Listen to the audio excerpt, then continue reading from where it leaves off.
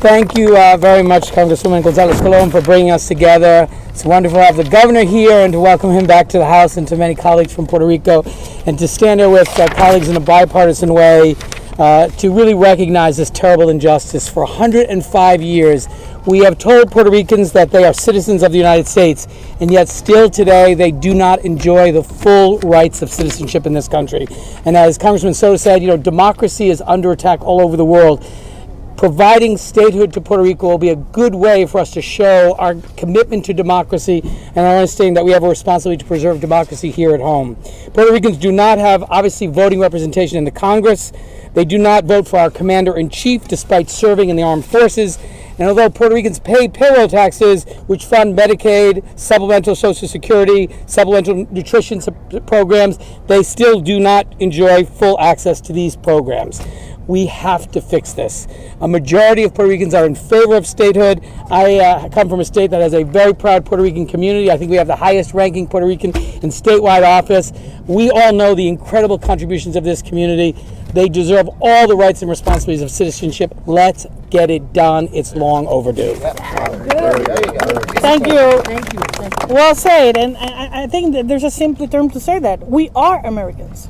Our contributions to the nation are already been done, and that integration have made Puerto Rico having generals, Supreme Court judges, surgeon generals, members of Congress, mayors, business people, professionals, and many others. So we have done our work already. And now I will have with all of you Representative Gallego from Arizona, who has been a leader as well, supporting statehood for Puerto Rico since the beginning. Thank you, Congressman Colon, Soto, Governor, ¿cómo estás? First of all, being a member of Congress has been a great experience, but the best experience I ever had was being in the United States Marine Corps, where I got to serve with Puerto Ricans. And that's when I really started understanding the issue behind statehood and the idea that my brothers and sisters had different rights than me because of their zip code. When a Puerto Rican dies overseas in defense of their country, their blood is no less sacred than any other American. But we certainly treat them that way when we tell them they do not have the full rights of other Americans.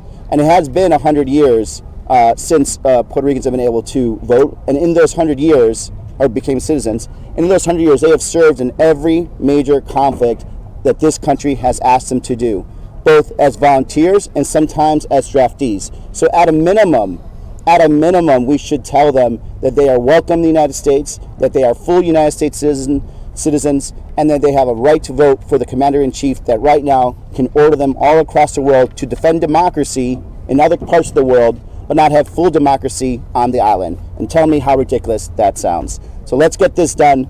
Let's make Puerto Rico a state. We'll be a better country for it. Thank you.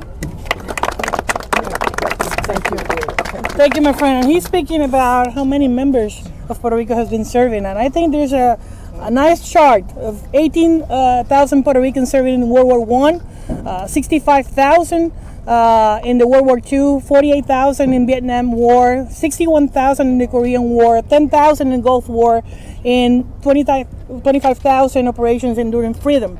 And just last week, 300 more of our people are already in Poland to defend what's happening in Ukraine. That's a commitment of the people of Puerto Rico and their fight for freedom everywhere. Now, I would love to have here Representative Susan Wild from Pennsylvania, which is a supporter as well of the bill. Thank you so much, Jennifer. Thank you so much, Jennifer. And welcome, everybody. Welcome, Mr. Governor, and thank you for bringing this amazing weather. I assume it came with you because we didn't have it before. Hello, everybody. I am Susan Wild from Pennsylvania's 7th District, and I am happy and proud to say that I represent 80,000 Puerto Ricans in my district, or as we call them, Pencil Ricans. So, this is a cause that is near and dear to my heart and to the hearts of so many constituents in my district. And this is such an important milestone in both American and Puerto Rican history. On March 2nd, 1917, President Woodrow Wilson signed the Jones-Shafroth Act, granting United States citizenship to the people of Puerto Rico. And 105 years later, Puerto Ricans have grown to be an integral and vibrant part of American society. And I've already described for you just how much a part of my district they are. There are families, friends, neighbors, and business owners, and elected officials, by the way. Millions of Puerto Ricans have proudly put on our nation's uniform and honorably served in the United States Armed Forces. And can I have you put that up again, that wonderful chart, or can somebody help her hold it? Because I think it's so incredibly, come on up here. I think this is just so important. Come up here and turn turn that way so they can see. As I said, millions of Puerto Ricans have proudly put on our nation's uniform and honorably served in the United States Armed Forces. In every conflict, Puerto Ricans have stepped forward to serve, ranking among the most represented population in our armed services, and that depicts it beautifully. But despite their major contributions to our society and their service, they cannot vote for our Commander-in-Chief. They have only non-voting representation in Congress by this wonderful representative right here, but she should be able to vote on the floor of the House, as she said. And they receive unequal treatment under critical programs like Medicare and Medicaid. It's clear that the best way to celebrate this anniversary would be to take steps towards statehood for Puerto Rico, finally giving the people of the island full rights and representation to more than 3.2 million American citizens. And by the way, as has been mentioned, don't ever forget that an overwhelming majority of Puerto Ricans voted in favor of backing U.S. statehood. We have a moral responsibility to respect the will of the island's citizens and grant them the seat at the table that they deserve. I stand with all of you and with the leaders here today who are pushing on this important issue. Congress must recognize and support equality for all Puerto Ricans. And thank you. Thank you, Susan. Now I want to leave with you a woman that is from Florida as well and has been fighting for statehood since I ever known, Debbie Wasserman Schultz. Very good. Debbie. Thank you so much, Congresswoman Gonzalez-Colon. I am so proud to be able to stand here today to say loud and proud that we are going to remove the asterisk that for 105 years has been up against the name of the island of Puerto Rico. And we are going to remove that asterisk and help the majority of Puerto Ricans who have repeatedly said that they want to become a full-fledged state of the United States of America. It is time, long past time, and I'm so happy to stand here next to one of my dearest friends, the governor, Governor Pedro Pierluisi, Congresswoman Gonzalez-Colon. I have been in Congress for 17 years, and for 17 years I have been a original co-sponsor of every version of the Puerto Rican statehood legislation, and it feels like we're going to get there this time, thanks to the incredible momentum from my colleague and friend Darren Soto. And it's so important to emphasize what my friend said about this issue being bipartisan. These days, my friends, we don't have a long list of things that we can come together to make sure that we press forward for. But even former Congressman, Resident Commissioner Pierluisi's predecessor, who was a classmate of mine in 2004, former Governor Fortunio, we worked together side by side on statehood, and every year we've pushed that boulder a little bit further up the mountain. But I want to really emphasize, so much has been said about why it's so critical that we achieve this for Puerto Ricans on the island. It really needs to be understood, something that I didn't understand until I came to Congress, and that is that every time we pass in this Capitol building behind us a piece of legislation that impacts every state in the country, we have to specifically go back and make sure that we are not shortchanging or discriminating against all of the residents of the territories who are all citizens, but specifically Puerto Rico. It was a particularly significant problem when we fought to pass the Affordable Care Act, because Puerto Ricans are not second-class citizens. They are full-fledged citizens. And we need to make sure that we have an equitable access to health care, access to federal programs, and we shouldn't create that extra hurdle for anyone who stands proudly in defense of the United States of America and in a country that is the greatest democracy the world has ever known and that has fought for freedom and equality for so many years. So I proudly stand with my friends in this bipartisan group of lawmakers and look forward to celebrating when Puerto Rico becomes the 51st state of the United States of America. Thank you so much. Thank you. Thank you. And now I want to leave somebody that he's a fighter. I know him and I ask for his advice every time I'm in the middle of some crisis. And he's doing too well for Florida, and he's a personal friend, always supporting statehood. And he knows what means the fight for freedom coming from Cuba. My friend Lincoln Diaz Baral. Mario. Lincoln also supported.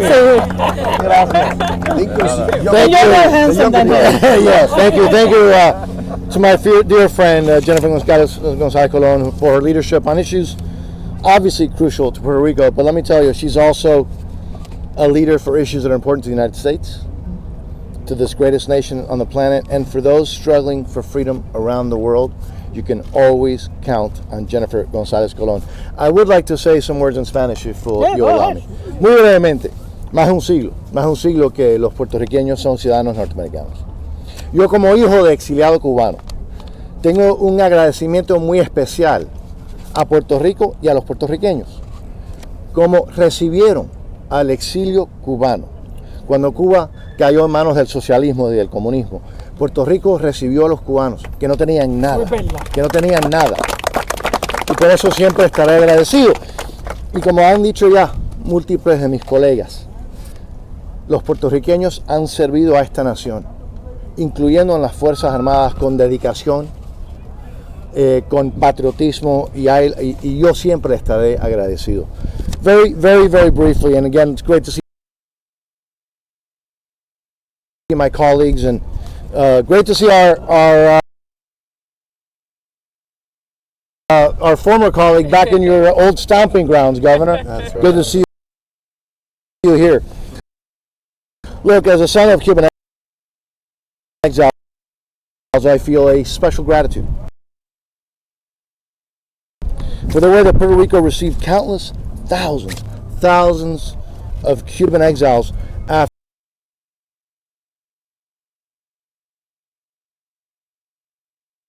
Cuba fell to socialism and communism. The generosity demonstrated to the Cubans who arrived in Puerto Rico with nothing, with no resources, simply seeking freedom and opportunity, was simply unbelievable. It will never be forgotten. I will forever be grateful to the Puerto Rican people for it. Again, over a century where Puerto Ricans have been U.S. citizens, and they have been there day in and day out serving this nation. I want to recognize the bravery and sacrifice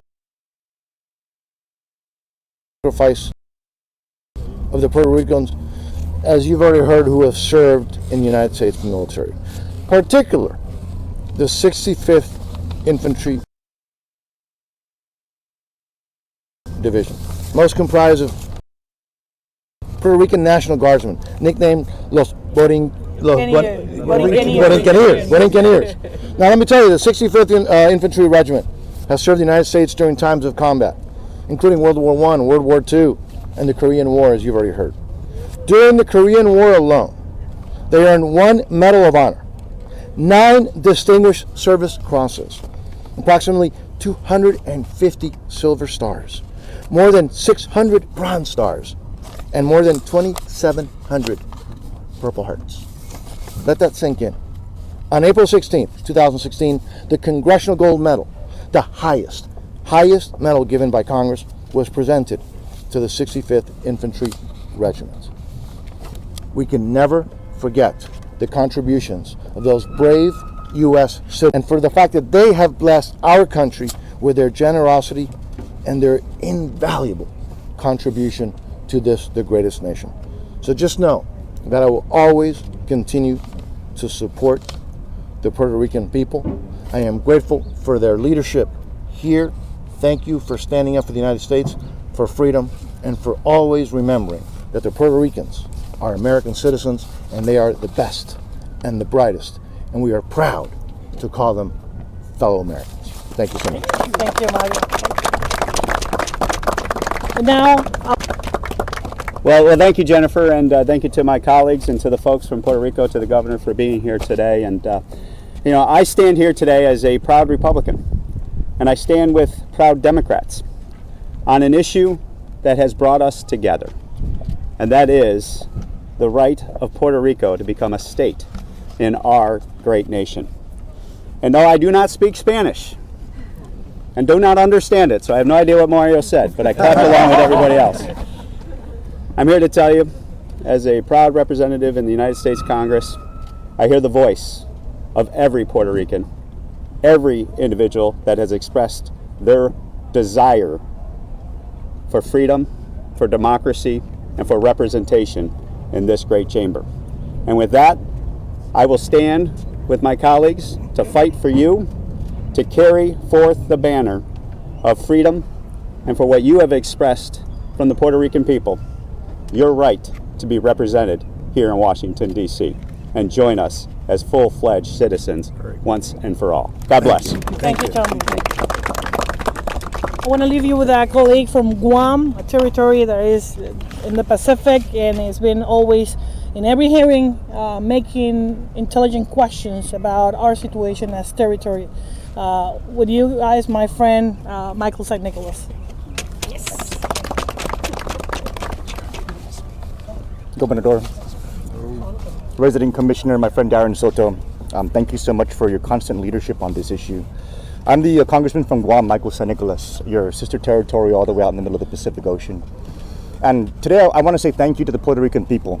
I want to say thank you for your unwavering resolve to constantly press this issue. Thank you for constantly coming out time and time again to vote on this issue. And thank you for all of you being here today and just rallying always to make this issue heard and to press this issue forward. You know, we have territories in this country and it's just so hard to understand.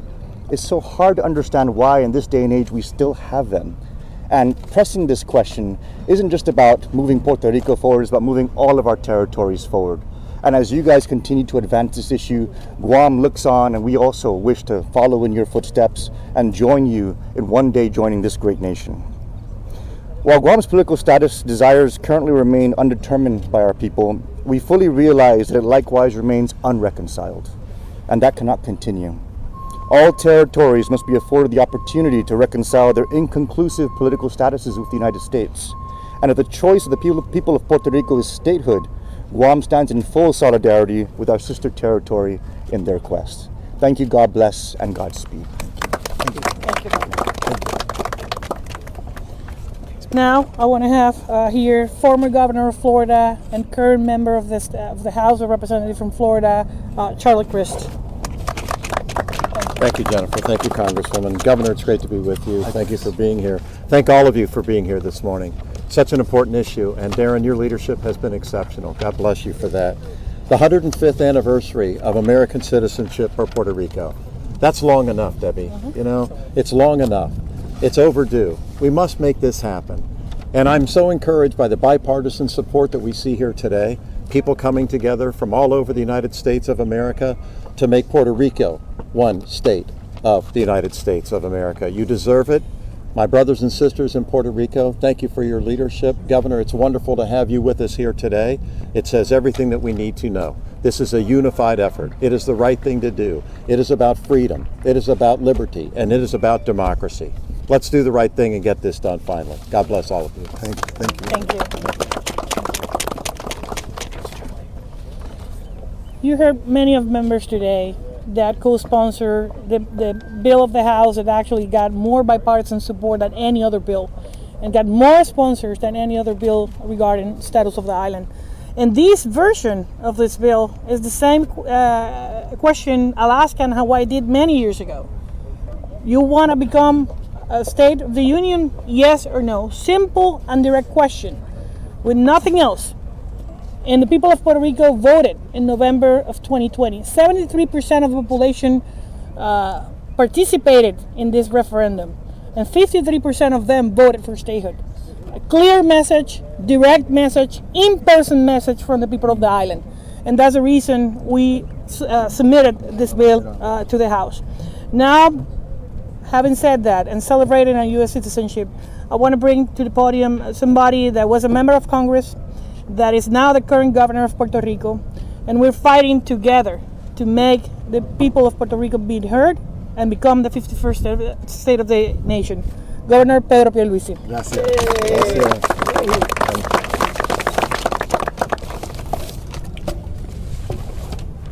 Good afternoon. I'd like to also acknowledge the presence of several congressional delegates we elected in Puerto Rico, our shadow delegation in Congress, who are advocating for statehood, and I really appreciate your work.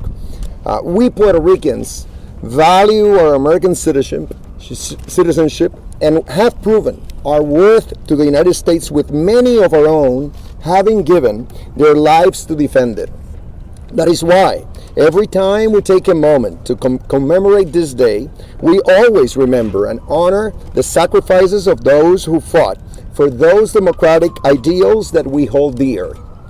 It takes a special kind of patriot to serve in our armed forces, wear the U.S. military uniform, and defend the United States in times of war and in times of peace, and then coming home to suffer inequality.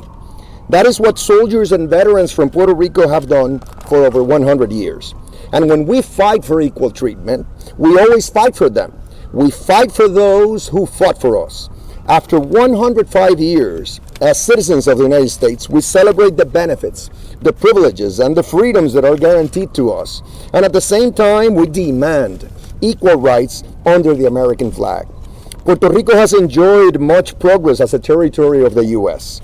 Our government has provided for the well-being of our citizens, doing its best to ensure they have a good education, adequate health care, safe housing, public safety, and necessary social programs.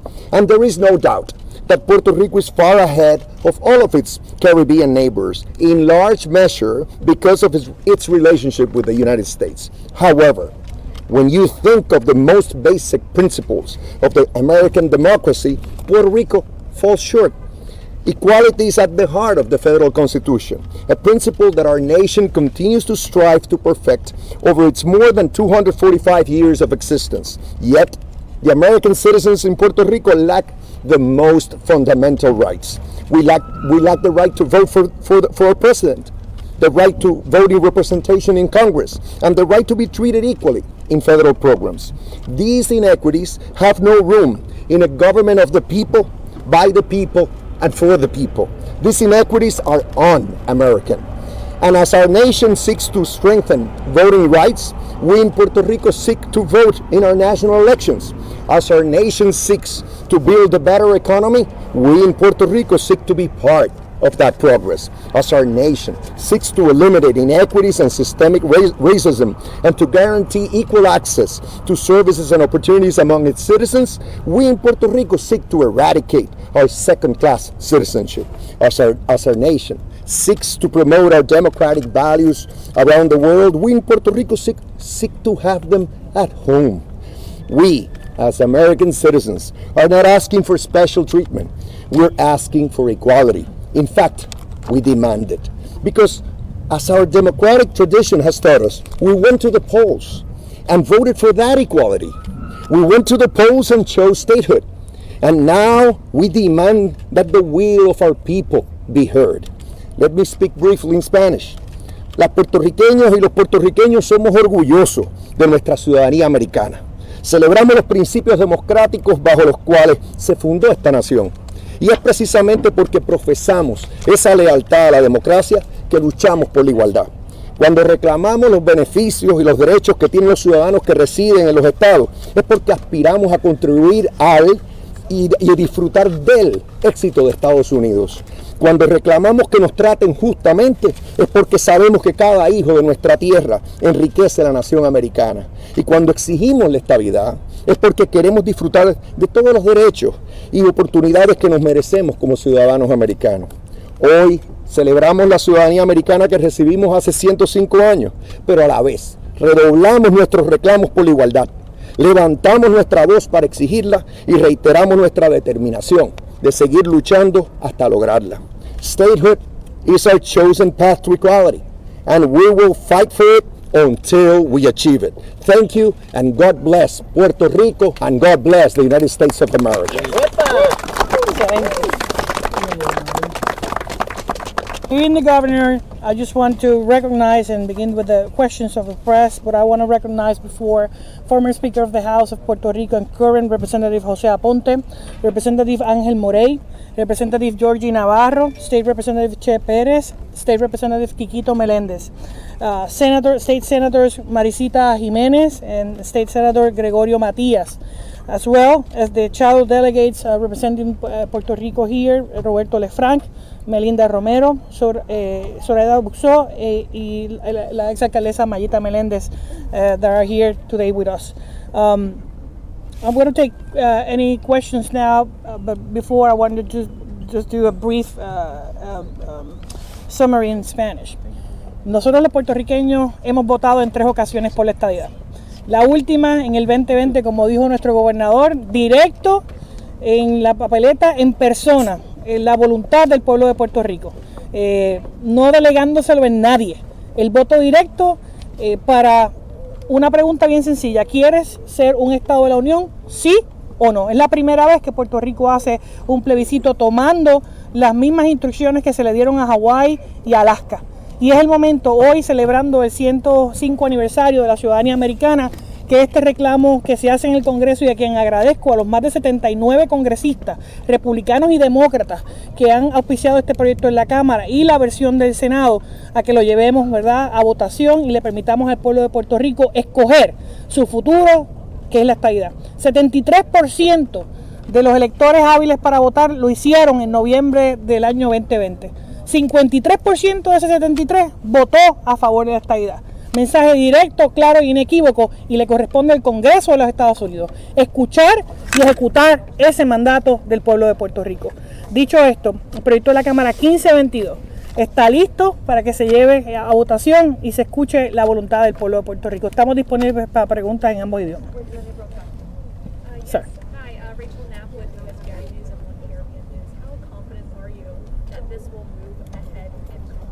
I think this is not the first time you got a bill regarding Puerto Rico status in Congress. One of them passed in the past a few years ago. Actually, it was a former member of the House and current governor who pushed for that bill. The difference within that bill and this one is that this is the direct result of people of Puerto Rico asking for statehood not once, not twice, 3 times in a row. That means that having 79 co-sponsors of this bill, having many hearings, in the Natural Resources Committee, this bill is ready to be marked up. This bill is ready to go to the floor of the House. And I think as you're sending people to defend democracy around the world, how you still have a colony, you still have a territory in the Caribbean since 1898 being asked, American citizens that are not full American citizens. And I think this is the right time. This is the civil rights movement. This is equality. I mean, how Congress can say no to those people who fought in every theater of war, giving their maximum sacrifice for this nation? How do they are going to be looking to those families' eyes? I think this is a time, and this is a correct decision for the people of the island. If I may respond to. We've taken this bill further than ever in American history this year. It was critical to have a plebiscite in a majority in a general election with a simple ballot where a majority of the folks voted for statehood. From there, we have a straight up admissions bill, right? This isn't bills that are trying to put in that posture. This is a bill that would admit Puerto Rico as a state with one final binding resolution. We've already had 2 hearings on this as well, which is also first in history to have hearings on a straight admissions plebiscite. We are in negotiations, and those negotiations are productive, and those negotiations will preserve a clear pathway to vote for statehood in a binding election in a way where we believe we'll be able to pass the House in a bipartisan way and put us in the best position possible in the Senate. Thank you. And Governor, if I may, who are you meeting with here at the Hill to push for statehood? Well, every time I come, this is the first topic of conversation with my former colleagues, including leadership. Just yesterday, I met with Senator Martin Heinrich. Later today, I'll be meeting with, among others, Majority Leader Steny Hoyer. Both of them have long been supporters of statehood for Puerto Rico. But again, sometimes what we need to do is to educate members of Congress, often new members of Congress who are not familiar with this issue. And we have to tell them what you've heard today. And once we do that, every time we do that, we have a strong probability of success in convincing them that this is the right cause, that this is the right thing to do, as Senator Heinrich was saying. So that's what I can tell you at the moment. Thank you. Any other questions? Yeah, one more question from Melody. Hi, Diego Ramos. Ms. Gonzalez, so back in the 1950s, President Eisenhower was actually able to convince Congress to incorporate Hawaii as a state by bringing in Alaska in sort of a joint statehood pact. As you know, D.C. is also in a similar fight as Puerto Rico, with them also wanting statehood. And actually, a lot of political analysts have recommended that in order for these bills to pass through, a new bill be proposed where sort of joint statehood is offered for both D.C. and Puerto Rico as a means to sort of balance out the Electoral College. Is this something that your committee has at all considered? Is this something that you're at all interested going with D.C. and do like a joint statehood sort of coalition pact? Many people got different views about that issue. I do respect the will of the people of Washington, D.C., but I will not combine the quest from the people of D.C. with the ones of the people of Puerto Rico. I mean, we are 3.2 million Americans that have been waiting for a very long time. And I think it's different. In the case of Puerto Rico, you just need to approve a bill, be approved in the House and in the Senate, because we are a territory under the jurisdiction of Congress, and there's a different situation with the Washington D.C. bill. And I'm not going to speak in favor or against it. I do believe that the people of Puerto Rico should have their own voice and their own mission to the Union. And in the case of Hawaii and Alaska, that's a good example. Many people thought that Hawaii was becoming a Republican state and Alaska a Democratic state, and it was backwards. So it swept. So in the case of Puerto Rico, I know many people in the Republican side believe that Puerto Rico is going to become a Democratic state, and some Democrats believe that Puerto Rico is going to become a Republican state. And I do believe that you have a lot of conservative people living in the island, rural areas, and more liberal people living in the urban areas. That's the same example you have in many states of the nation. So I think Puerto Rico is going to be a battleground, and it's going to be a purple state. And I know the people of Puerto Rico are going to be grateful for whoever president signed the law admitting Puerto Rico.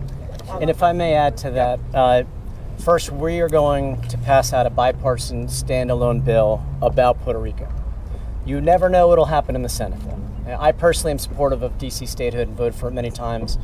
These have been historic deals in the past. No one's saying that there's anything in the works, but we're going to send this over to the Senate, and Senator Heinrich's going to lead us over there. And, it's anybody's guess. That was actually my follow-up question for Governor Pierluisi. So given that there's a bit of an unclear consensus as to if Puerto Rico were to be incorporated as a state, and there's no really a clear indication of whether it would lean right or left. Political analysts are sort of in favor of this joint pact because they believe that Puerto Rico would actually lean right, whereas DC would lean left, and therefore you have balance in the Electoral College. What are sort of your thoughts, or sort of your way of thinking as to why Puerto Rico, you believe, may be a state that leans right instead of left, as opposed to having obviously an overall? Well, I believe our resident commissioner summarized it very well. Our rural communities, by and large, are populated with conservative people, people with conservative values, and who could very well vote Republican. Our urban areas are more liberal, I would say. And Puerto Rico, we haven't been voting for president. We participate in national primaries, but it is not the same. when the time comes and our people get educated about the candidates, they'll be voting. And my expectation is that our congressional delegation as a state will be a split delegation. I tend to think, I'm a proud Democrat, that it'll lean Democrat, and I tend to think that it could be favoring Democratic candidates, but more so than Republican candidates. But again, I reiterate what the resident commissioner said. Those who see us as simply a Democratic state in the making are missing the point. We will be a swing state and a proud state, and the first Hispanic state of America. So you both see it as a purple inch. I do believe that we're going to lean Republican. So we got different views on that. But I will tell you that it's something is being shown today. This is a bipartisan issue. This is not an issue of Republicans or Democrats. Actually, most Republican presidents endorse Puerto Rican statehood, and you get many members of the House, Democratic members, supporting statehood as well. So I do believe this is an issue of equal rights, of civil rights. This is not an issue of Republicans or Democrats. This is an issue of respecting the will of the island. And actually, locally, statehood got more votes than any candidate on the island and than any political party on the island. That is a solid message that, don't mess with our citizenship, don't mess with our dream to become part of the nation. And I think national political parties are going to respect that and going to try to cater those voters in next elections. Look at Florida. You got 1 million Puerto Ricans voting there. And you got Republicans, and you got Republicans and Democrats. I mean, so I think that's the greatest example. But denying that right for Puerto Rico, just because many people may think we're going to become one way or the other, I think that's selfish, and that's against freedom and democracy. Thank you, everybody. We're going to take individual questions. Congressman Soto, can you expand about the status of the dialogue? No, I cannot. I gave you as much as I could. Thank you. Thank you, everybody, for coming.